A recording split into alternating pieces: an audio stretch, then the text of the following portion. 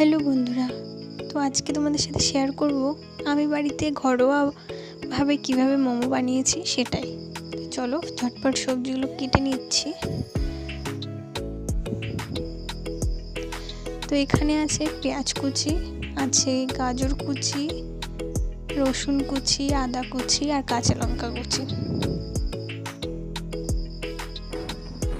আর এখানে কিছুটা চিকেন ধুয়ে রেখেছি, এবার জল ঝরিয়ে অন্য একটি পাত্রে নিয়ে নিলাম। এবার এখানে দিয়ে দেবো পেঁয়াজ কুচি, তারপর দিয়ে দেবো হলো গাজর কুচি, মানে যেগুলো সবজিগুলো কেটে রেখেছি ওগুলোই দিয়ে দেবো। তারপর দিয়ে দেবো আদা কুচি, রসুন কুচি আর কাঁচা লঙ্কা কুচি।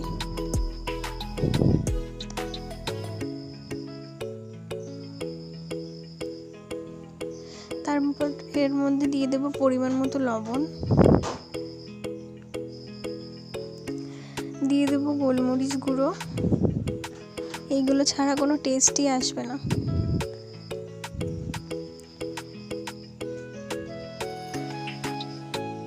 তারপর দিয়ে দেবো এখানে ভিনেগার, যেহেতু গাজর আছে আর চিকেনটা একটু নরম হতে হবে ওই জন্য ভিনেগার দিয়ে দিয়েছি।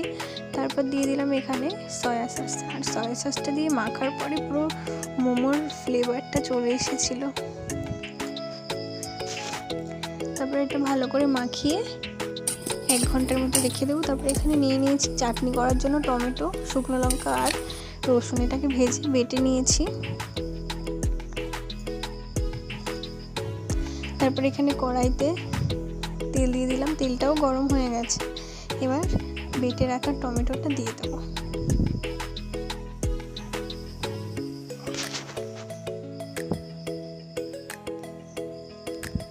তারপর এখানে দিয়ে দিলাম পরিমাণ মতো চিনি।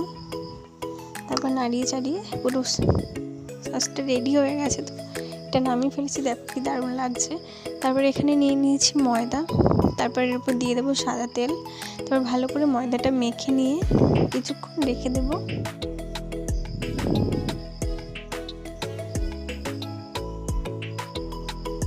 তারপর এখানে লেচি কেটে নিয়েছি, দেখো কি সুন্দর লাগছে।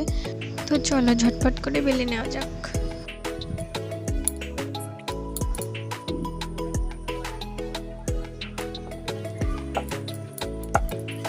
ফার্স্ট টাইম মোমো ট্রাই করছি বাড়িতে আমি, তো দেখি আজকে মোমোটা কেমন হয়। জানি না কেমন হবে, কখনো বানাইনি, আজকে ফার্স্ট টাইম।